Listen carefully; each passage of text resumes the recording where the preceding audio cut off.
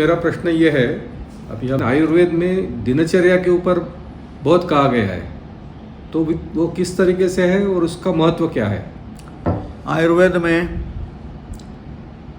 संपूर्ण आरोग्यचर्या है। आरोग्यचर्या मतलब रोग विहीन रहने का व्यवस्था है। इसलिए अपना डे टू डे रेजिमेंट, अपना दिनचर्या, एक दिन में उठ के क्या करना, कब उठना, वो भी ब्राह्मे मुहूर्ते उत्तिष्ठेत स्वस्थो रक्षार्थमायुष, ऐसा है। रोग नहीं तो वो ब्रह्म मुहूर्त में उठना चाहिए। रोगी को नहीं, रोग विहीन आदमी को ब्राह्मे मुहूर्त में उठना चाहिए। ब्राह्मे मुहूर्त मतलब 3 घंटा, सूर्योदय के 3 घंटा पहले है ब्राह्मे मुहूर्त। तब उठ के हम शरीर के बारे में चिंता करना, मन को एकाग्रता करके, हाथ ऐसा करके रब करके, पाँव रब करके, शरीर को सभी कोई वैसे में वो दे के उठ के हम सीधा शौचालय में जाना। शौचालय में जाके पूरा पेट साफ करने के बाद, पेशाब एंड पेट साफ करने के बाद आना। फिर कुल्ला करना, कुल्ला करके दंतमंजन करना। दंतमंजन करके अगर होगा तो उसके बाद कुछ काबड़ंग घंटूस आदि करना। कोई दुर्गंध है तो धूम का गंडूस करना, धूम कोई भी दवाई वाला धूम है उसका गंडूस करना। फिर दंतमंजन करना। दंतमंजन करने का बहुत बड़ा व्यवस्था है और दंत मांस को नुकसान नहीं करना चाहिए, ऐसा ही दंतमंजन का व्यवस्था है। अच्छा दवाई वाला चूर्ण से करना है। उसके बाद दोबारा खुला करना। फिर क्या करना, कुछ आंखों में अंजन करना। अंजन करना, थोड़ा तेल डाल के हेड पे शिरश्रवण पादेशु, सिर पे श्रवणों में, पाँव के तलवों में तेल लगाना। ऐसा तेल लगा के थोड़ा पाँव के नीचे कर्षण करने में हमको ऑप्टिक नर्व को नुकसान नहीं होता है। आंगों का ताकत के लिए ये करना जरूरी है, क्योंकि पाद के नीचे घर्षणम उद्वर्तनम लेपन करने में पाद प्रयुक्तम नयनम नयन ऐसा है। पाँव के नीचे से एक नर्व आंखों के लिए, आंखों के अंदर, ब्रेन के अंदर जाता है। वो विजिबल नहीं, अनविजिबल है। फिर भी कर्म विस्तु अनुमीयन्ते, ऐसा करने में हमको उसका फल मिलता है, इसलिए वो स्पष्ट है।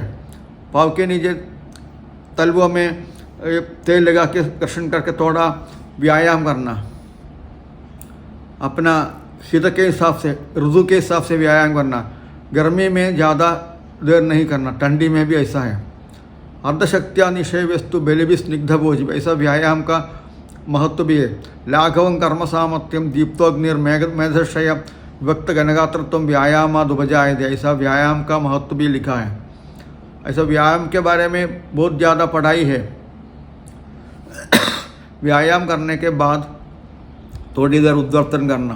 फिर पसीना है तो पसीना निकलने के बाद कोई भी जगह बैठ के थोड़ी देर के बाद स्नान करना। हाँ, पाद मस्तकम पानी डालना, वो है स्नान। पाँव के नीचे से हेड तक पानी डालना। पानी डाल के कपड़ा से साफ करना, पोंछना। फिर दोबारा हेड पे पानी डाल के दोबारा साफ करना कपड़ा से। गले के नीचे अगर होगा तो गर्म पानी मना नहीं है। फिर हेड के अंदर गर्म पानी मना है, क्योंकि एक पौधे के नीचे गर्म पानी डालेगा तो पूरा पौधा सूखा हो जाएगा।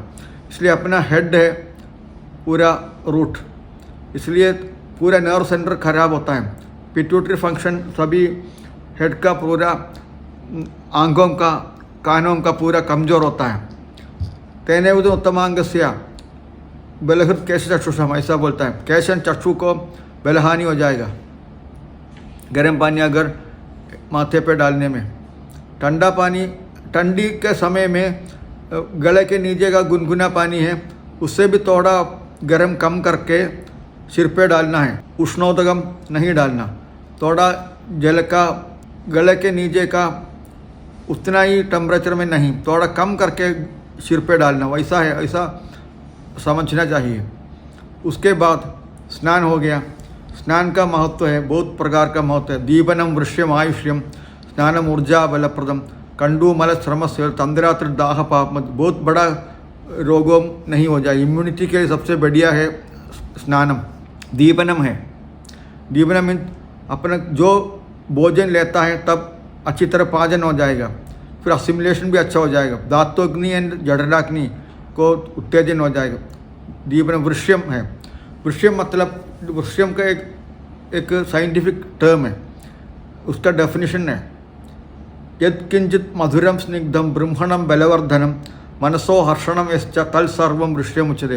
यद किंचित जो है, यद किंचित मधुर है वो स्निग्ध है, स्निग्ध मतलब ऑयली, ब्रह्मणम वो मोटा होने वाला है, मोटा मीन्स अपना बल शरीर बल ठीक होने के लिए है, ब्रह्मणम बलवर्धनम बल को वृद्धि होने वाला है, क्या है वो, मनसो और मन को एक संतुष्टि होने वाला है जो वो वृक्ष है।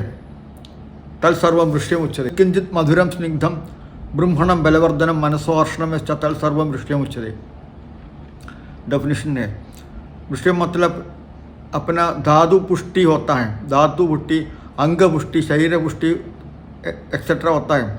एक आदमी बराबर हो जाएगा, सर्व मन शरीर से भी सबसे अच्छा हो जाएगा, ऐसा है वृष्यम नाम का। वृष्यम शब्द का अर्थ ऐसा है।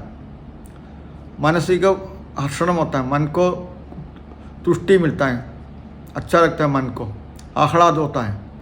आयुष्य में, आयुष्य मतलब क्या है, लंबा लाइफ, लंबा लाइफ मतलब 120 साल का आरोग्य मिलता है, 120 साल रहेंगे एक आदमी, लंबा लॉन्गिविटी ऑफ लाइफ है। उतना लाइफ कैसे होता है, इतना लंबा आयु, दीर्घायु बोलता है, कैसे होता है वो उसको जानकारी के लिए एक आदमी को नहीं हो सकता। एक वैद्य समूह बैठ के एक आदमी का 120 साल इंतज़ार करना पड़ेगा, 120 साल क्षमा से वाचिंग करना पड़ेगा, 120 साल रहा, फिर ऐसा 7 पीढ़ी का ऑब्जर्व करना पड़ेगा, निरीक्षण करना पड़ेगा, फिर उसके बाद है ये शास्त्र में जगह मिलता है, शास्त्र में आएंगे, नहीं तो शास्त्र में नहीं आएंगे। इसलिए ये शास्त्र प्रत्यक्ष दृष्टांत से बनाया हुआ है। प्रत्यक्ष दृष्टांत बिना ऐसा लिखना नहीं आता है।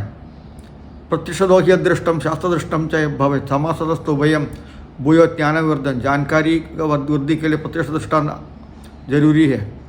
दीपनम वृक्षम आयुष्यम मूर्जा बल पर, मूर्जा मतलब एक तक्कान है, तक्कान अभी किधर भी ट्रैवलिंग करके आया, गर्मी में कोई जगह में जाके आया, हमको थोड़ा तक्कान लगता है, तब स्नान के बाद तुरंत स्नान करना, तब वो पूरा बॉडी में हेड पे पानी डाल के स्नान करने में पूरा तक्कान चला जाएगा, हमको सुख मिलता है।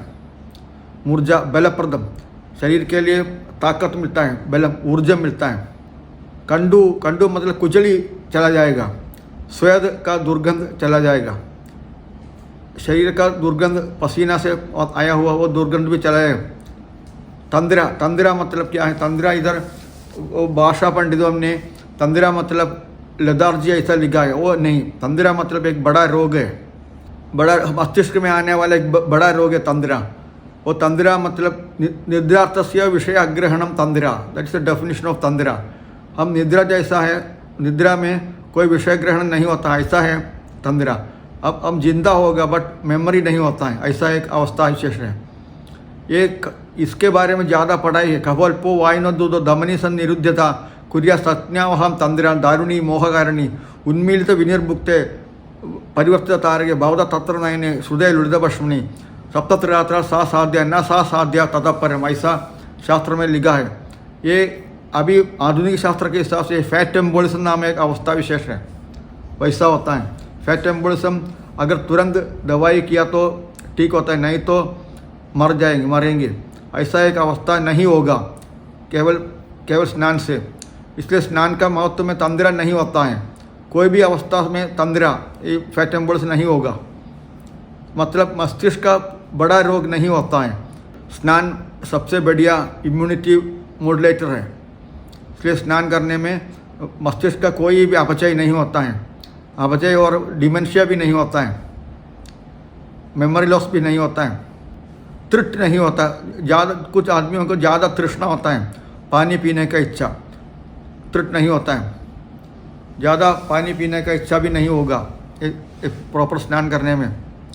दाह नहीं होता है। दाह मतलब तथा सर्वांगीण तीव्र संतापो दाह, जलन, सर्व बॉडी पूरे शरीर में जलन होता है, उसको दाह बोलता है। दाह का डेफिनेशन है तथा सर्वांगीण तीव्र संतापो दाह, वो नहीं होगा केवल स्नान से।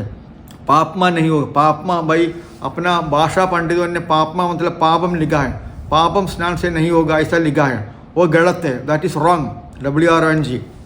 क्योंकि कोई पाप कर्म करके स्नान करने में पाप दूर नहीं होगा।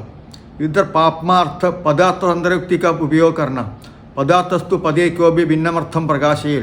इधर पापमा शब्द का अर्थ है पापम नहीं है, पापमा रोग है, रोगो पापमा, ज्वरो व्याधि आतंको मृत्युरामय, ऐसा है। रोग का पर्यायवाची है, ज्वर का पर्याय में भी पापमा, ज्वरो रोगपति पापमा, मृत्यु ओजस आमदगा, ऐसा रोग का पर्यायवाची है, अलग नाम, बहुत प्रकार का नाम है। ये पापमा मतलब रोग और ज्वर है। पापमा मतलब कोई बुखार नहीं आती, कोविड जैसा ज्वर नहीं हो जाएगा, अच्छी तरह स्नान करने में इम्यूनिटी बढ़ेंगे, कोई रोग नहीं होगा। हमको कोविड के समय में कोविड नहीं मिला, क्यों? कोविड रोगियों को मैं इलाज किया था, फिर भी हमको कोविड नहीं मिला, क्यों? हम रोज़ शास्त्र के हिसाब से स्नान करते थे, इसलिए। अभी एक मृत्यु घर पे जाके आया, फिर तुरंत स्नान किया, अभी फिर बैठ के ये ऐसा कोई जगह में जाके तुरंत स्नान करना अच्छा है, बाहर जाके वापस आते समय स्नान करके घर के अंदर बैठना, ऐसा स्नान का महत्व बहुत है, स्नान जरूरी है। ये दिनचर्या में इंक्लूड क्यों किया, अभी पता मिला हमको रोग विहीन रखने का व्यवस्था है। दिनचर्या का अंत में ये लिखा है, इत्याचार समासेन यम प्राप्नोति समाचरण आयुर आरोग्यम ऐश्वर्यम यशो लोकांश शाश्वतम। इसके बहु प्रकार का आचार करने का अवस्था भी है। दिनचर्या में स्नान वगैरह भोजन वगैरह आता है, फिर आपको सदाचार भी है, हितचर्या भी है, 10 पाप क्या है, हम एक आदमी से मिलने में क्या बोलना ऐसा भी है, किधर सोना कब सोना ऐसा भी है। ये पूरा इसका लास्ट श्लोक में बताया है, इत्याचार समासेन यम प्राप्नोति समाचरण आयुर आरोग्यम ऐश्वर्यम यशो लोकांश शाश्वतान, ऐसा कंक्लूशन है। दिनचर्या का लास्ट श्लोक है ये। इसलिए ये दिनचर्या का आचरण से आयुष आरोग्यम ऐश्वर्यम सभी मिलता है, शाश्वत लोक को प्राप्ति होता है, मतलब मोक्ष प्राप्ति मिलता है, ऐसा भी है। ये दिनचर्या का महत्व का परम प्रधान है। इसलिए सभी को सभी आचरणों का हम चिंता करके पूरा बोलना नहीं हो सकता है, कोई सवाल पूछने में हो जाएगा, भोजन क्या करना, पाप मतलब क्या है, नहीं तो एक उसका रेफरेंस मैं बोलूँगा, अष्टांग हृदय नाम है किताब है आयुर्वेद का, उसका 2nd चैप्टर का सूत्रस्थान का 2nd चैप्टर है, दिनचर्या नाम अध्याय है। ब्राह्मे मुहूर्ते उत्तिष्ठ ऐसा शुरू होता है, फिर एंड में इत्याचार समासेन यम प्राप्नोति समाचरण आयुर आरोग्यम ऐश्वर्यम यशो लोकांश शाश्वतान, यशस्वी लोक को प्राप्ति मिलता है, शाश्वत नित्यम यशस्करम लोक को हम प्राप्ति मिलता है। ये बहुत है।